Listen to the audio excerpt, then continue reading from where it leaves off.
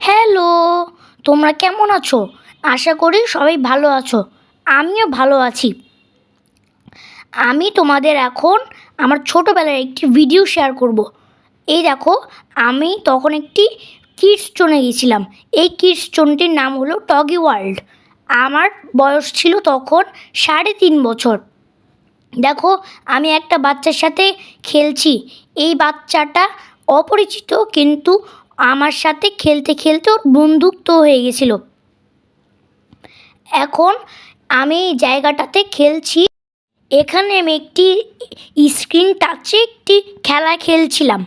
এই খেলাটার নাম কি আমি অবশ্য জানি না, কারণ এটা অনেক ছোটোবেলায় ছিল। আর তোমরা দেখেছো আমার পিছনে একটি মেয়ে উঠে যাচ্ছিল। আমি যদি পিছনে একটু ফিরে তাকাতাম, ও পড়ে যেত। আর দেখো, আমি এখন একটি খেলা খেলছি। এই খেলাটা আমি আমার বাবার সাথে খেলছিলাম। এটা অনেক মজা। এটা 2 জন মিলে খেলা যায়। এই দেখো, আমার বাবা এসেছে, এখন আমরা খেলছিলাম এটা। তোমরা কি কখনো কেউ টগি ওয়ার্ল্ডে গেছো? কেউ গেলে কমেন্টে আমাকে বলো।